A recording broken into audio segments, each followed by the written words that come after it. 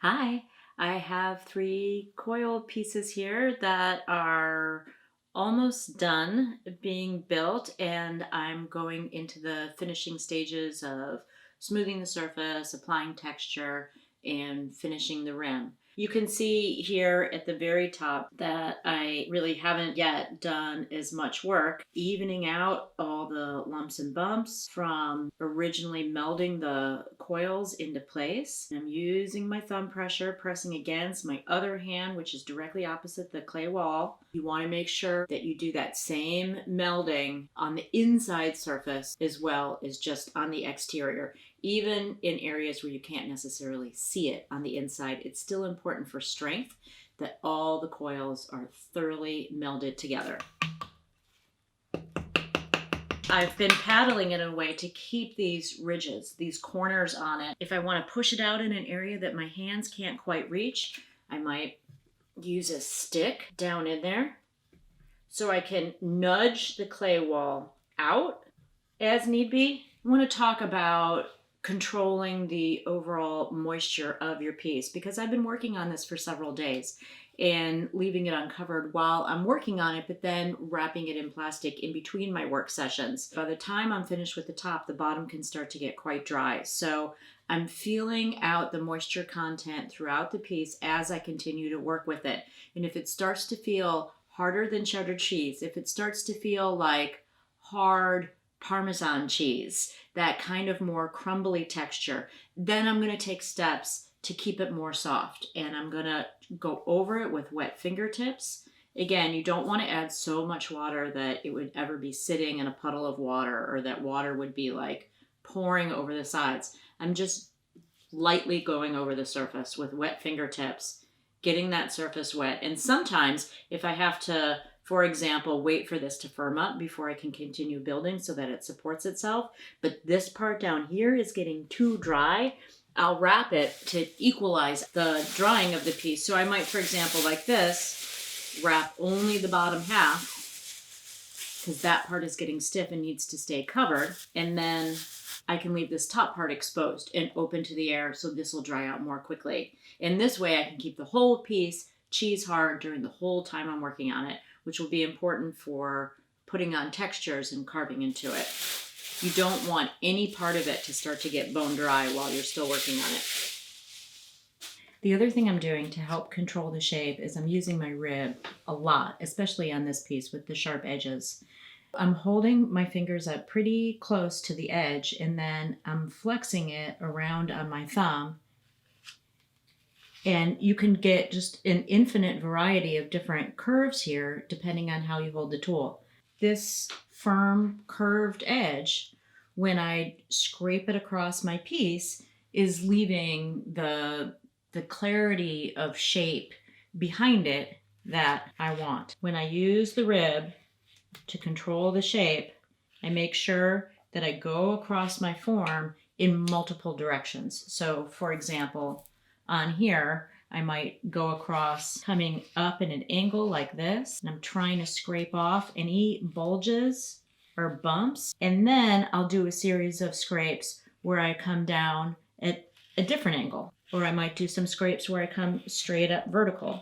As I do this scraping with my rib, I notice that I get excess clay scraped off, that I'm gonna save all of these little scraps of clay.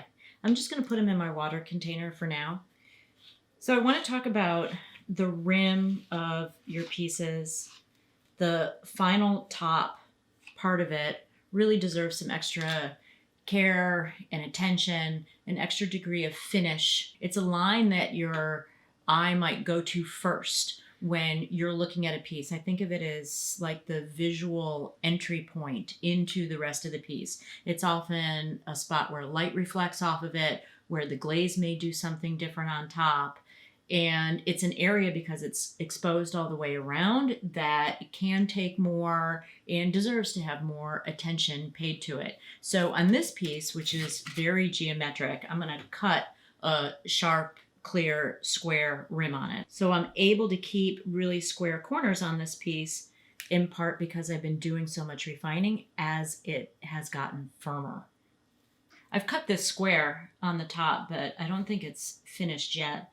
I'm going to go around and smooth it with my finger,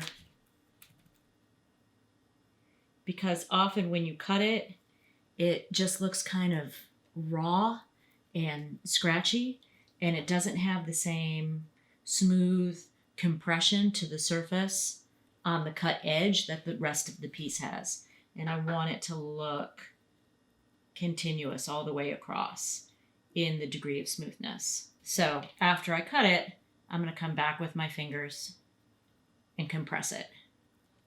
This piece is fairly accurate to the drawing. I've been maintaining the shape of this as I've been going, in how I hold my hands on the surface of the clay as I'm pinching and melding the coils into place. One thing I found particularly helpful, especially as this piece has gotten a little on the dry side as I've been working on it, is going around with the sponge, getting the surface a little soft, getting some moisture in there, and then using the rib.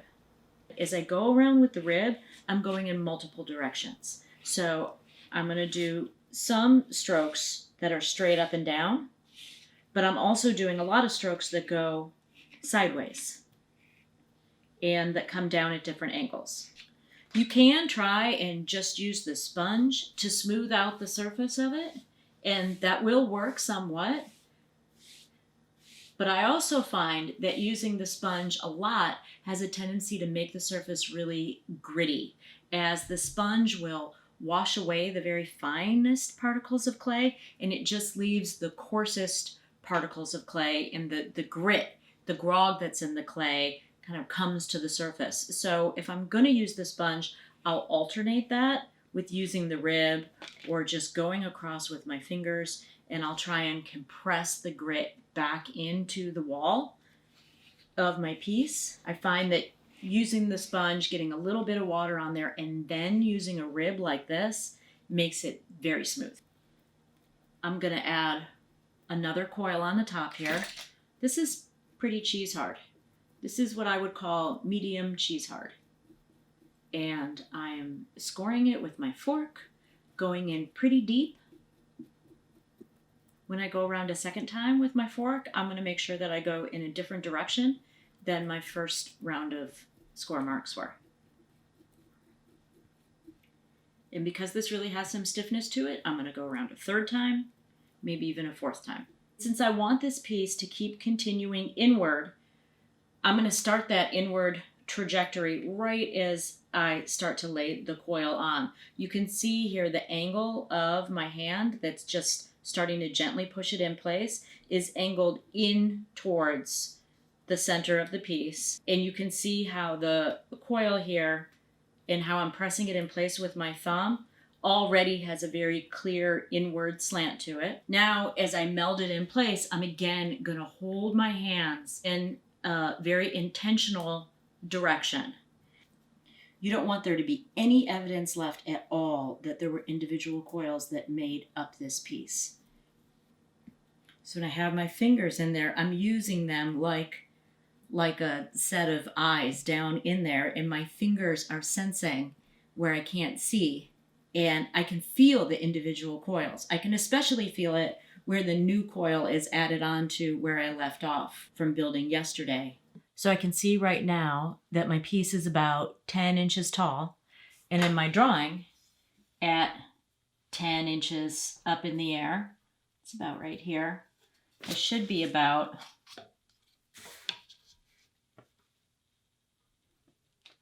2 3/4 across. Oh, pretty close. So when I'm at these finishing stages, I want to make sure that I give some extra attention to the bottom. And you can often see if there's a high spot on there that you could scrape back to help it be more secure. It's absolutely required that you put your initials on everything that you make for this class. And I want it to look nice too, so I'm going to go back and smooth over this. I might draw it in the surface and then go back, soften it again to make it smooth until I'm comfortable with how that looks down there. So here's the third one I've been working on, and I think it's pretty accurate to the drawing that I did. This was a fun one to build. It's getting kind of stiff, so I'm going around with wet fingertips, and you can see this pattern that I put into the surface. I want to show you guys how to do some of that. I'm asking you to go into the surface of your pieces and impress or draw some kind of marks, some pattern, some texture. And when I do that, I want to have a strong eye towards it, enhancing the form that it's sitting on. I think of this as a relationship between the three-dimensional object and a two-dimensional surface on top of that object. And I want the 2D and the 3D to be working together and enhancing each other. So this piece is obviously all about these round balls that it's built out of. So I decided to put circles on the surface of it. And I wanted to have bigger circles on the balls that were larger and smaller ones on the ones that were smaller. Maybe to kind of exaggerate this going out and coming back in quality that the form has as it goes up in the air. So I found a bunch of different circles at home, like this lid, other lids.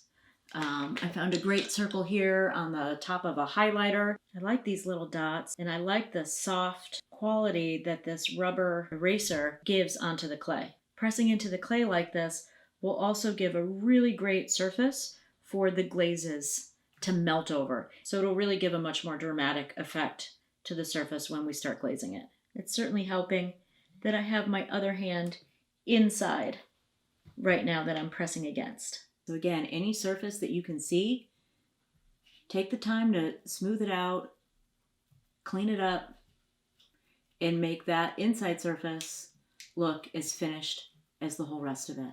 By applying pressure with wet fingertips and using a strong hand on the side to help hold it in shape, I'm giving a little extra bead of thickness up here that's giving the rim a special framing job on the top of this object. It'll help give it a sense of intentional completeness and cohesiveness to the design if I just slightly flare it out on the top and give it more of an intentional edge up there.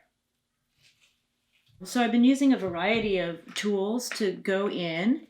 One tool I've been very eager to try out is my bent paper clip. And I found that it actually works really well as a carving tool.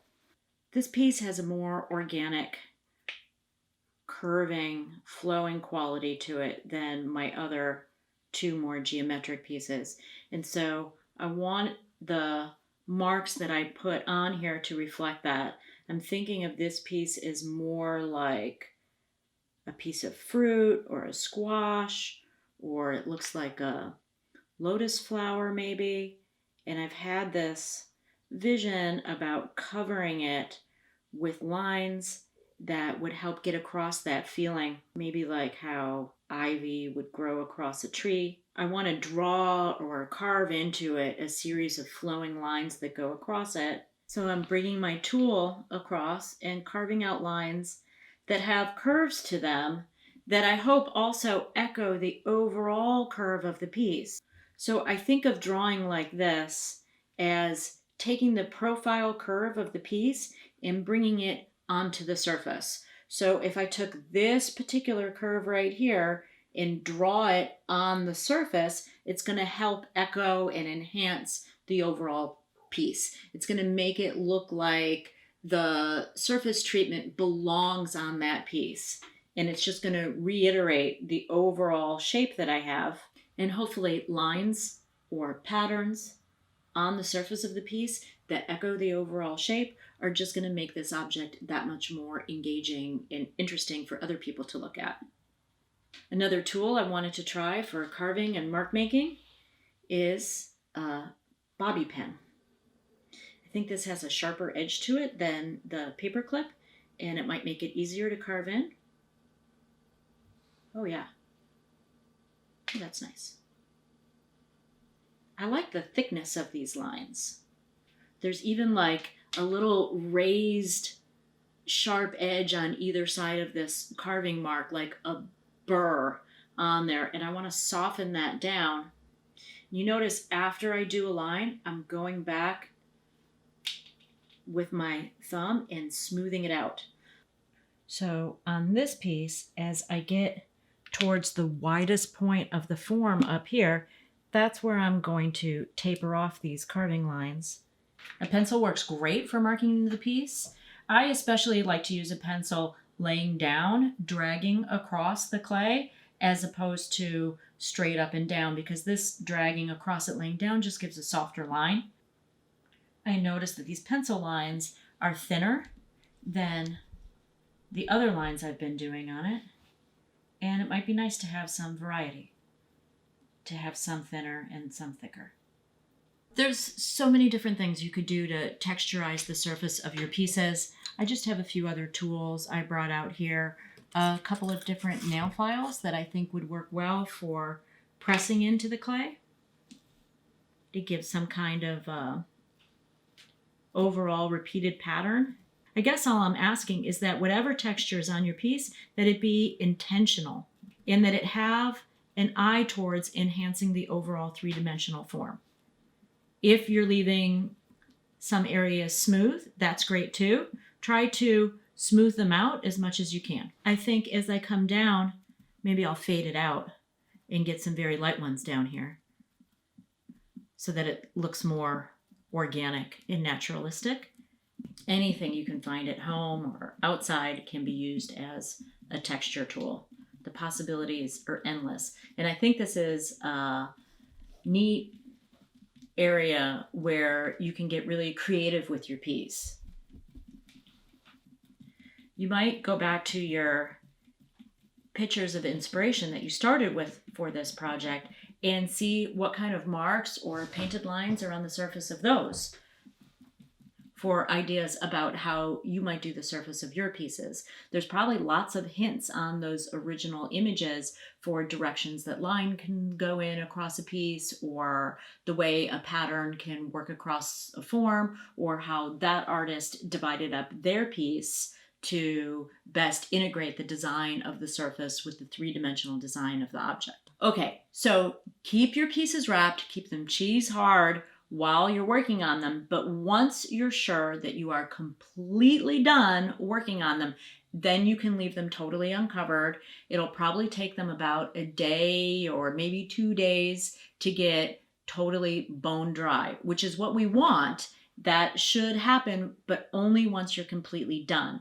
As you're letting them dry out, make sure that they're in a safe space. Some kind of shelf where they're not going to get bumped, or maybe nestled in a box with crumpled newspaper for cushioning. You don't want them to be sitting in a spot where someone could bump against the table or your cat could jump up and knock them off, because as they get bone dry, they're incredibly fragile. We're going to start firing stuff soon, so they do need to dry out. But for now, you can just leave them uncovered. The next video that I will make for you guys will be about glazing pieces.